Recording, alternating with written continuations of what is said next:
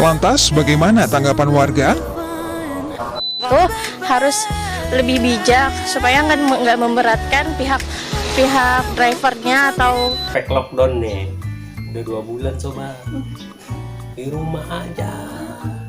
Halo guys, welcome back to Reporter Report.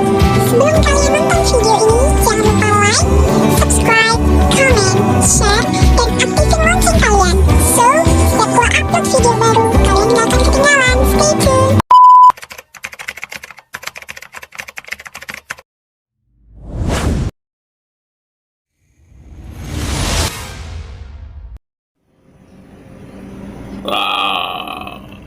Di rumah aja, di rumah aja, di rumah aja, di komplek aja.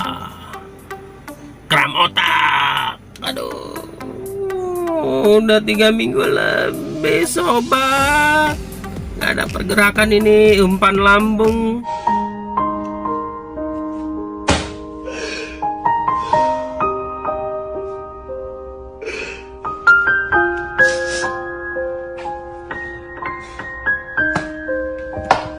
Semakin tidak jelas arahnya, bahkan tidak nampak. Hehehe.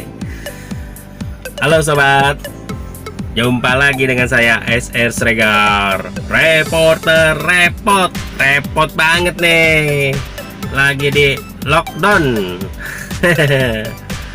Karantina wilayah sob, tapi pemerintah kayaknya pakai istilah yang lebih halus lagi.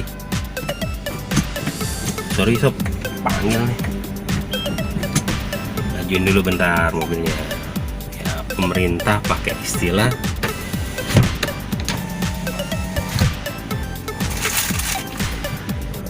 pembatasan sosial berskala besar.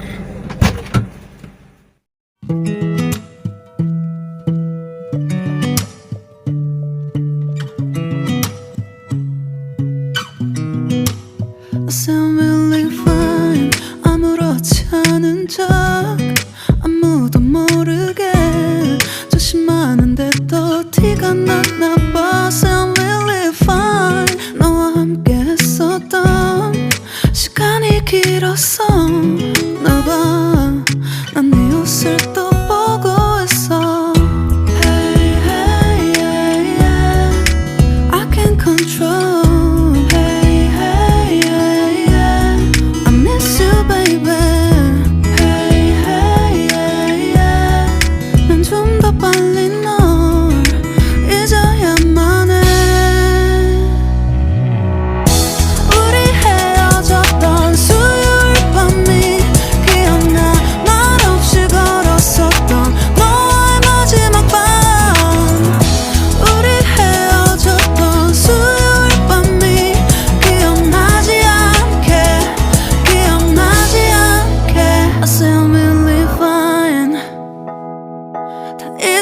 생각했는데 추억이 잠시 널 떠올린 거야. Still really fine. Hey, hey, yeah, yeah. I can't control. Hey, hey, yeah, yeah. I miss you, baby. Yeah, yeah, yeah. 너무 어려워. 항상 이별은 쉽지 않아.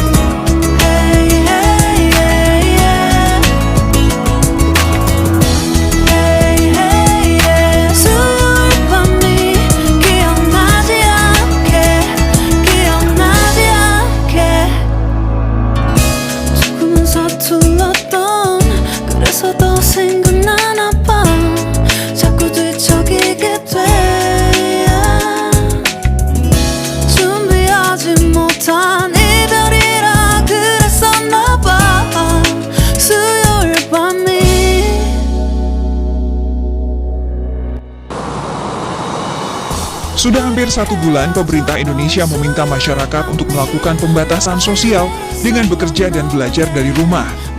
Tapi mulai 10 April, DKI Jakarta menerapkan pembatasan sosial berskala besar dengan aturan yang lebih ketat. Hanya ada 11 sektor usaha yang diperbolehkan tetap beroperasi. Pembatasan sosial berskala besar atau PSBB ini diatur dengan peraturan Menteri Kesehatan yang penerapannya diajukan oleh masing-masing kepala daerah kepada pemerintah pusat dan baru berlaku setelah disetujui oleh Menteri Kesehatan Terawan Agus Putranto. Tujuannya mengurangi pergerakan warga agar bisa menekan penyebaran virus corona baru penyebab COVID-19. Warga harus disiplin agar tujuan ini tercapai. Pasalnya, daya tampung rumah sakit dan fasilitas kesehatan semakin terbatas. Sebagai epicenter wabah COVID-19, pelaksanaan PSBB di Jakarta berlaku mulai 10 April hingga 23 April dan bisa diperpanjang. Warga harus tinggal di rumah dan wajib mengenakan masker jika harus keluar rumah. Seluruh masyarakat Jakarta selama 2 minggu ke depan, 14 hari ke depan, diharapkan untuk berada di rumah, berada di lingkungan rumah, dan mengurangi, meniadakan bahkan kegiatan-kegiatan di luar. Ngajak semua orang di rumah. Tujuannya kenapa di rumah? Menyelamatkan diri kita, menyelamatkan keluarga, tetangga, kolega, dan membuat penyebaran virus ini bisa kita kendalikan. Ojek sesuai dengan pedoman pada Peraturan Menteri Kesehatan Nomor 9 Tahun 2020, yaitu layanan ekspedisi barang termasuk sarana angkutan roda 2 berbasis aplikasi dengan batasan hanya untuk mengangkut barang dan tidak untuk mengangkut penumpang. Peraturan Gubernur merujuk kepada Peraturan Menteri Kesehatan, sehingga ojek boleh untuk mengantarkan barang, tetapi tidak untuk mengantarkan orang. Komponen pemerintah berkewajiban untuk memenuhi kebutuhan bagi masyarakat miskin dan rentan miskin untuk mendapatkan bantuan selama masa PSBB ini. Dan kita, pemerintah, baik pemerintah daerah maupun pemerintah pusat, telah mengatur ini bersama-sama. Insya Allah bantuan akan segera tuntas. Mulai hari ini pembagian bantuan untuk masyarakat miskin dan rentan miskin sudah mulai dilaksanakan. Hari ini sudah 20.000 kepala keluarga.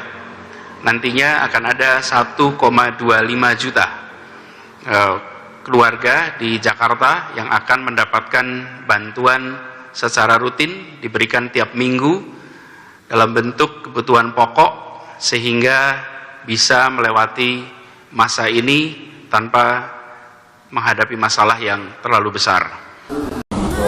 Lantas, bagaimana tanggapan warga? Kalau kita sih setuju-setuju aja, cuman ya itu sanksi-sanksinya harus jelas. Nah, terus masalahnya sama masalah bantuan-bantuan itu harus jelas juga sih, biar terarah dan tepat sasaran. Transportasi online itu harus lebih bijak supaya nggak memberatkan pihak drivernya atau penggunanya, karena aku juga masih suka pakai itu gitu. Bantuan yang akan diberikan pemerintah ini pertanggungjawabannya, keakuratannya seperti apa? Jadi bantuan ini teknisnya dikasihnya, diantarkah, diambilkah, kemudian syarat-syaratnya seperti apa? Ini yang menjadi pertanyaan besar buat saya pun masih rancu tuh.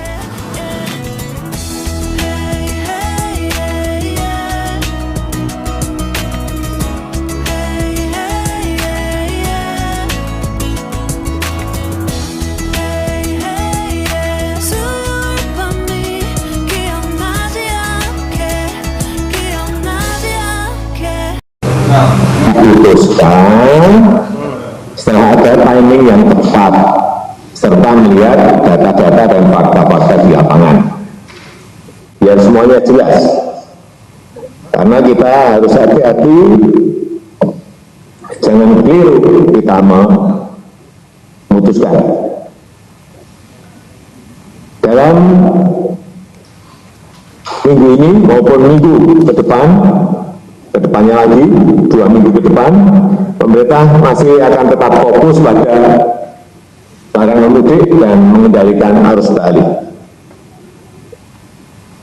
Oleh sebab itu saya minta pada Pak Kapolri dan juga dibantu oleh Panglima TNI untuk memastikan larangan mudik ini berjalan efektif di lapangan.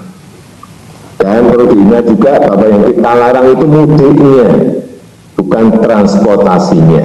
Karena transportasi, sekali lagi transportasi untuk logistik, untuk urusan pemerintahan, untuk urusan kesehatan, untuk urusan kepulangan pekerja migran kita, dan juga urusan ekonomi esensial itu tetap masih bisa berjalan dengan protokol kesehatan yang ketat.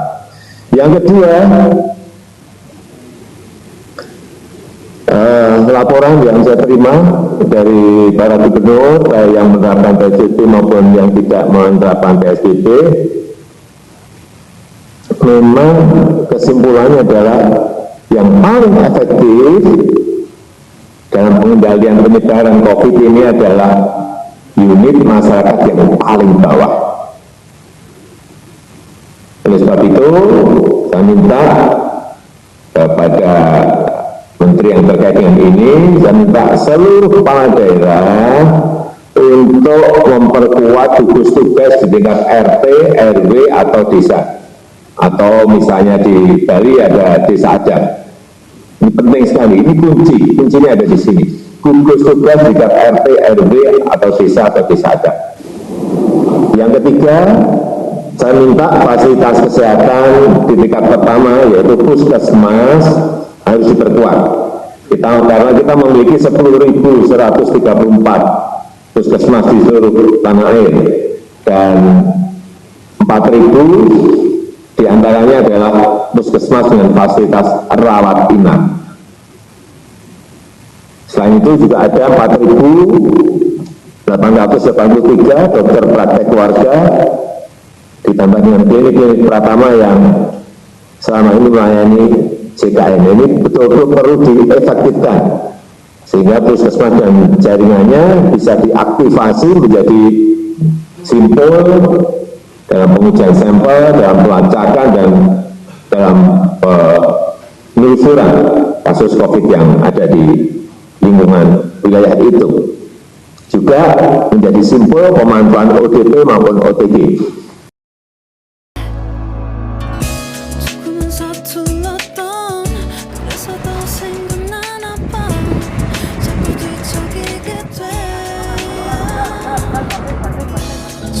Pengennya sih saya pengen mudik, cuman karena presiden keputusannya begitu, jadi saya ikutin pemerintah aja. Tapi nggak apa-apa nih bang, emang misalnya emang abang nggak mudik, nggak ketemu keluarga, anak misalnya.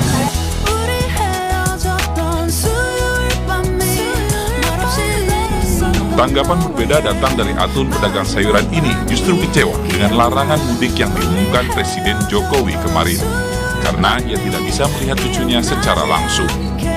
Ya kadang-kadang kecewa anaknya. Uang makan, uang makan. Tiap tahun pulang sih lebaran.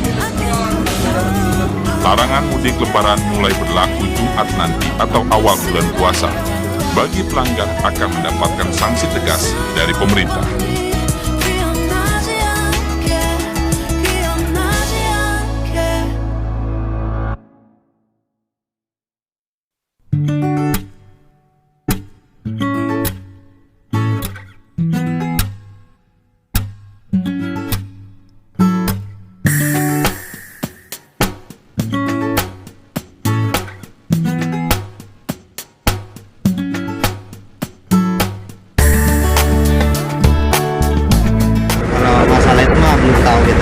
Oh gitu. Ya belum sampai ke sana, pemikiran kita belum sampai ke sana. Oh.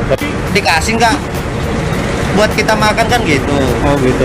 Kalau PSB ini katanya ya nggak apa-apa lah kita jalanin, penting bisa ngasih carian bisa. Semenjak sekarang corona ini pendapatan turun drastis atau gimana?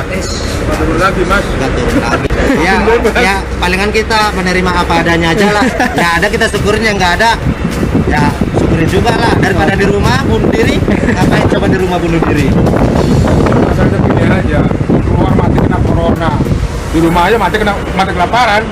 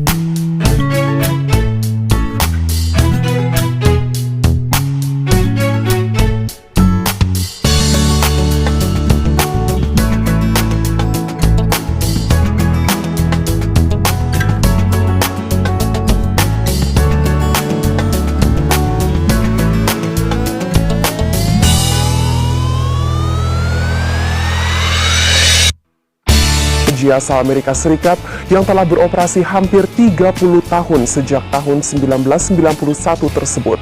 Banyak di antara mereka yang ingin menjadi saksi atas berakhirnya operasional gerai yang telah puluhan tahun beroperasi tersebut. Sementara itu, walaupun pandemi COVID-19 masih terjadi dan adanya aturan pembatasan sosial berskala besar yang dikeluarkan oleh Gubernur DKI Jakarta Anies Baswedan, tidak menyurutkan antusiasme masyarakat untuk tetap datang mengunjungi gerai makanan siap saji tersebut. Selain itu, banyak masyarakat yang hadir menyesalkan dan merasa sedih atas ditutupnya gerai makanan siap saji asal Amerika Serikat tersebut lantaran banyaknya kenangan yang membekas di hati para pelanggan setianya, mengingat gerai tersebut merupakan gerai makanan siap saji asal Amerika pertama yang beroperasi di Indonesia.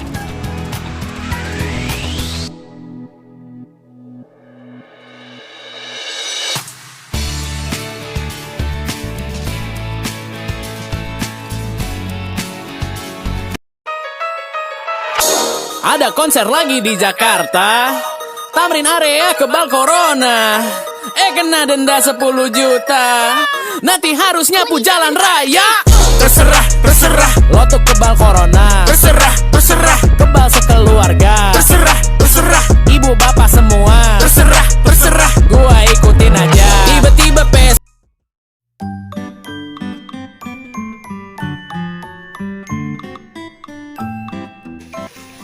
Halo Sobat Milenial. Efek lockdown nih. Udah 2 bulan Sobat. di rumah aja. Lockdown semuanya, kantor di lockdown, dompet di lockdown, rekening lockdown, semuanya serba lockdown. Aduh, udah PSBB nih, udah hampir seminggu lebih. Penghasilan nggak jelas, umpan lambung tidak nampak, pemerintah tidak jelas.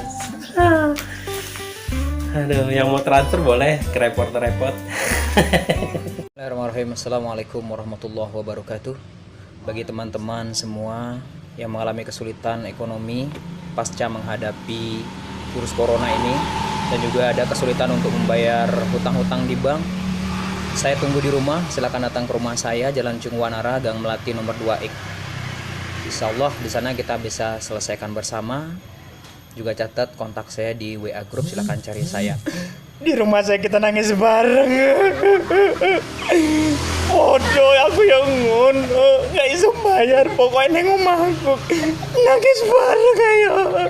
Berani lur, koyong ini nasib lur ya. Neng omahku, tak undang awakmu neng omahku. Yo ini, aku 2 bulan gak bayar. Ini nih akibat semuanya nggak jelas vitamin, rambut belum rapi, belum dicukur, perawatan, aduh kusut nih sobat. Gimana? Anda juga merasakan hal yang sama? Kita nangis bareng ya.